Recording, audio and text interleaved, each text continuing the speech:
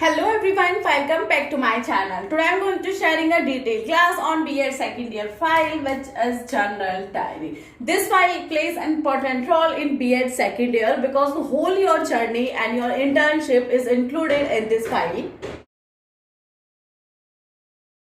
इस फाइल से रिलेटेड जो भी आपके डाउट है आज की क्लास में वो कंप्लीटली एंड हो जाएंगे अगर आप कंप्लीट क्लास को वॉच करते हो। कॉन्सेप्ट क्या होता है फाइल बनाने का, 90 to 95 पेजेस आपको फिल करने होते हैं जनरल डायरी में, तो उनको हम कैसे फिल करते हैं, क्या कॉन्सेप्ट होता है एंड क्या हेडिंग्स हमें लेनी होती है, इन हेडिंग्स में हमें लिखना क्या होता है, वो सभी मैं आज की क्लास में क्लियर कराने वाली हूँ। So without any further do let's get started. इससे रिलेटेड आपका फर्स्ट क्वेश्चन जो सबसे पहले आता है वो आता है कि फाइल आपको बाय कैसे करनी होती है। तो मार्केट से भी आप बाय कर सकते हो या आपका कॉलेज भी आपको प्रोवाइड करा देता है।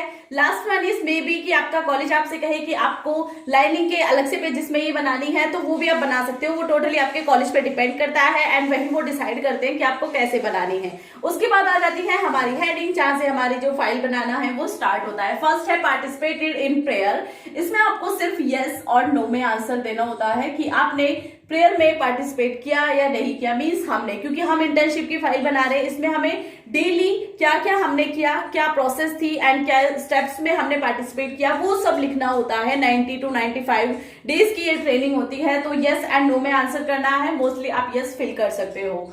सेकेंड आ जाता है थॉट ऑफ द डे। इसमें आपको कोई भी थॉट लिखना है। हिंदी के स्टूडेंट हिंदी में लिखेंगे, इंग्लिश के स्टूडेंट इंग्लिश में लिखेंगे, कोई भी लिख सकते हो। आप लिख सकते हो smiles and silence are two tools of life. So कोई भी थॉट फॉर एग्जांपल।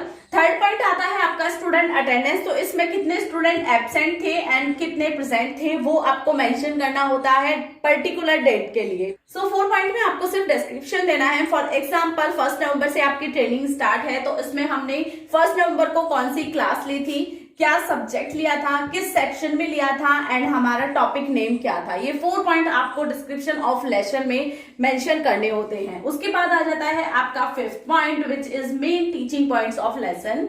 आपने लेसन के जो पॉइंट्स है वो डिस्क्राइब करना है, यानी कि हेडिंग्स आप बोल सकते हो। एनवायरमेंट है तो एनवायरमेंट क्या होता है, उसका डिस्क्रिप्शन क्या है, वो सब उसके टाइप्स क्या है एंड उसके अफेक्ट क्या है, वो सब आपके आ जाएंगे मेन टीचिंग पॉइंट्स में। कंफ्यूज नहीं होना है इस पॉइंट में। काफी स्टूडेंट कंफ्यूज होते हैं, वो कंफ्यूजन मैं भी क्लियर कर देती हूँ। मेन टीचिंग पॉइंट्स में आपको लेसन के जो पॉइंट्स हैं जो बुक में दिए हुए हैं वो मेंशन करने, ठीक है। एंड जो टीचिंग ऑब्जेक्टिव्स है उसमें आपको मेंशन करना है कि इस लेसन के जो पॉइंट्स हैं उन्हें पढ़ाने का बेनिफिट क्या है। फॉर एग्जाम्पल मैं यहाँ पे एनवायरमेंट का लेसन पढ़ा रही हूँ, तो उसमें हमें बेनिफिट क्या है, तो उसे पढ़ाने का बेनिफिट ये है कि स्टूडेंट अपने एनवायरमेंट से रिलेट कर पाएंगे। एनवायरमेंट का जो पॉल्यूशन होता है उसकी वजह से जो अफेक्ट हो रहे हैं उसके बारे में वो जान पाएंगे, वो हमें मेंशन करना है टीचिंग ऑब्जेक्टिव्स में। दोनों पॉइंट्स में कंफ्यूज नहीं होना है, माइनर डिफरेंस है, बट अगर आप एक बार कंफ्यूज हो गए तो आप समझ ही नहीं पाओगे। और 95 पेजेस आपको फिल करने हैं, 95 डेज आपको फिल करने हैं, तो प्लीज कंफ्यूजन को क्लियर करके रखिए। सो कोई भी प्रॉब्लम आपको नहीं होनी चाहिए इन पॉइंट्स में जो कि मैं शेयर करके चल रही हूँ। इनसे अलग कोई भी पॉइंट आपका नहीं है, किसी भी डायरी में नहीं है, सभी डायरीज को इंक्लूड करके ये टॉपिक मैंने यहाँ पे शेयर किए हैं। क्लियर हुए दोनों कॉन्सेप्ट। नेक्स्ट पॉइंट है यूज्ड टीचिंग एड्स। ये आपको बताई है कि हम एनवायरमेंट का लेसन पढ़ा रहे हैं, तो उसे पढ़ाने में हमने कौन से टीचिंग एड्स यूज किए हैं। मान लीजिए चार्ट यूज की है, डस्टर यहाँ पे फॉर एग्जांपल, यहाँ पे मैं बोर्ड यूज कर रही हूँ, व्हाइट बोर्ड है, मार्कर है, तो वो सब आपको मेंशन करना है इस पॉइंट्स में, ठीक है। नेक्स्ट पॉइंट है टीचिंग मेथड। टीचिंग मेथड क्या है, टीचिंग मेथड क्या क्या होते हैं उस पे ऑलरेडी क्लास अवेलेबल है, सभी स्किल्स पे क्लास अवेलेबल है। लेसन प्लान कैसे बनाना होता है वो सब भी अवेलेबल है, आपको सिर्फ चेक करना है वीडियो का डिस्क्रिप्शन या आप प्लेलिस्ट चेक कर सकते हो, ठीक है। तो टीचिंग मेथड अभी मैं आपको क्लियर करा रही हूँ, तो मैं कौन सा मेथड यूज कर रही हूँ, एक्सप्लेनेशन मेथड भी यूज कर रही हूँ। एंड अगर मैं आपको फॉर एग्जाम्पल ये डस्टर यूज करके कोई एग्जाम्पल देती हूँ तो वो हमारा हो जाता है डेमोन्स्ट्रेशन मेथड, यानी कि प्रदर्शन विधि, है ना। तो वो आपको मेंशन करना है कि कौन सा मेथड हमने यूज किया इस लेसन को क्लियर कराने के लिए। क्लियर हुआ एक साइड के सभी। सो इन सभी में नेक्स्ट पॉइंट है इवैल्यूएशन प्रोसीजर की मूल्यांकन कैसे होता है, क्या होता है। तो इसमें आपको क्या करना होता है, यहाँ पे भी डाउट होता है स्टूडेंट को कि मैम मेंशन क्या करना है। यहाँ पे आपको क्वेश्चंस मेंशन करने होते हैं। आप फर्स्ट 2 एंड 3 कितने भी क्वेश्चन ले सकते हो। उस लेसन से रिलेटेड क्वेश्चन बनाना है आपको। हमने अगर पॉल्यूशन पढ़ाया है तो हम यहाँ पे क्वेश्चन नंबर फर्स्ट लिखेंगे कि आपको जो वायु प्रदूषण है वो समझाना है या जल प्रदूषण है वो समझाना है। वो क्वेश्चन बनाने हैं सिंपली, और कुछ नहीं है। उसके बाद आ जाता है होमवर्क। इसमें भी आपको क्वेश्चन देने हैं। होमवर्क आप जिस टाइप से देते हो स्टूडेंट को, या जैसे आपने अपनी ट्रेनिंग में दिया था इंटर्नशिप में, वो आपको मेंशन करना है। अगर आपने इंटर्नशिप की है, अच्छे से की है, समझ के की है, तो आपको डाउट ही नहीं होगा इन सभी में। बट फिर भी अगर नहीं की है तो भी आप अगर क्लास को देख लेते हो कंप्लीटली तो भी आपके डाउट्स क्लियर हो जाएंगे। सो होमवर्क में क्वेश्चन आपको देने हैं, बट कोशिश क्या करनी है, जो इवैल्यूएशन प्रोसीजर होता है उसके लिए क्वेश्चन आपको इजी बनाने होते हैं, जिससे कि क्लास में स्टूडेंट उनका आंसर साथ के साथ देते हैं। ठीक है, इन दोनों पॉइंट्स में ये डिफरेंस है। और जो आपका होमवर्क होता है उसमें हम क्वेश्चन को थोड़ा लार्ज तरीके से देते हैं, क्योंकि वो स्टूडेंट घर से करके लेके आने वाले हैं। तो उसके लिए स्टूडेंट को चाहे आप एक क्वेश्चन दो, बट वो आपको थोड़ा लॉन्ग टाइप का देना है या थोड़ा टफ देना है। ये इसका मेन पॉइंट्स है। नेक्स्ट पॉइंट है आपका 11 डिस्क्रिप्शन ऑफ कल्चर एक्टिविटीज। इस पॉइंट में काफी ज्यादा कंफ्यूजन है और मैं आपको 90 to 95 पेजेस में आपको लिखना क्या है वो समझाने वाली हूँ। सो देखो, किसी दिन कल्चर एक्टिविटीज होती है स्कूल में, किसी दिन नहीं होती है। क्लियर है? तो आपको वो डायरेक्टली मेंशन करना है। फॉर एग्जाम्पल फर्स्ट नंबर में आप लिख दीजिए कि आज ये एक्टिविटी हुई, एंड आप सेकंड नंबर को लिख सकते हो कि आज कोई भी एक्टिविटी स्कूल में परफॉर्म नहीं की गई। तो वो आपको यस एंड नो में लिखना है, प्लस आपको समझाना भी है। नो में लिख रहे हो तो डायरेक्टली लिख देना है कि आज किसी भी कल्चर एक्टिविटीज का आयोजन नहीं हुआ, हिंदी में बता रही हूँ, एंड इंग्लिश में डायरेक्टली नो लिख सकते हो।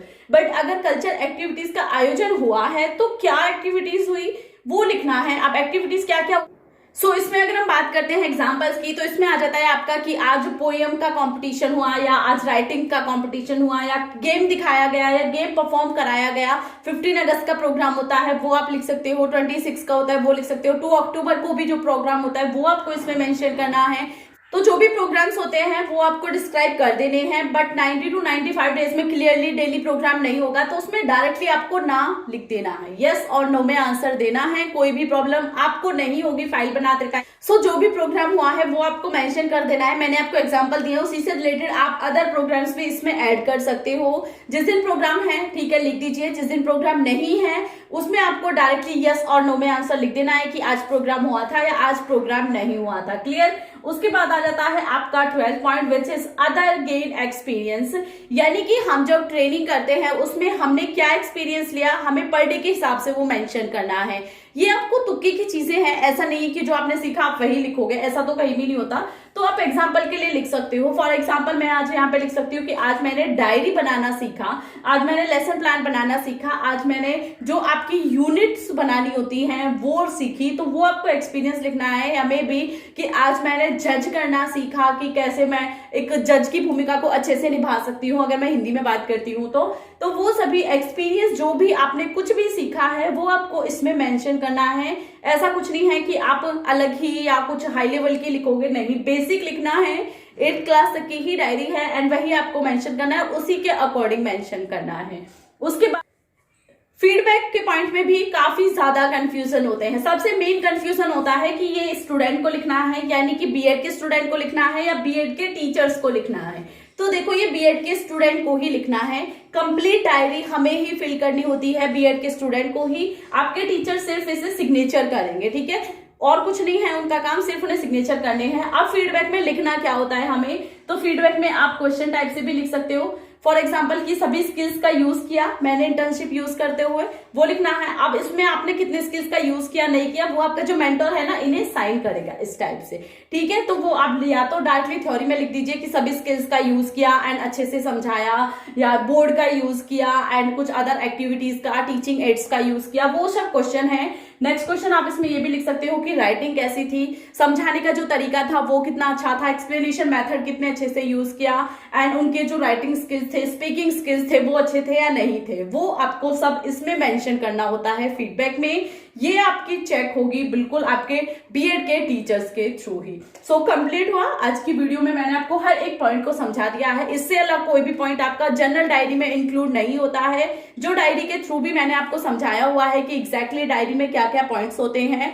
बट क्या होता है डायरीज में ना कुछ कंफ्यूजन रह जाता है, तो आज उन कंफ्यूजन को मैंने इस क्लास के थ्रू एक्सप्लेन कर दिया है। आई होप कि आज की क्लास के बाद आपका कोई भी डाउट जनरल डायरी से रिलेटेड नहीं रहेगा। फिर भी अगर आपको अदर फाइल्स चेक करनी है तो वीडियो के डिस्क्रिप्शन में लिंक है, just go and check out all the links. So thank you for watching.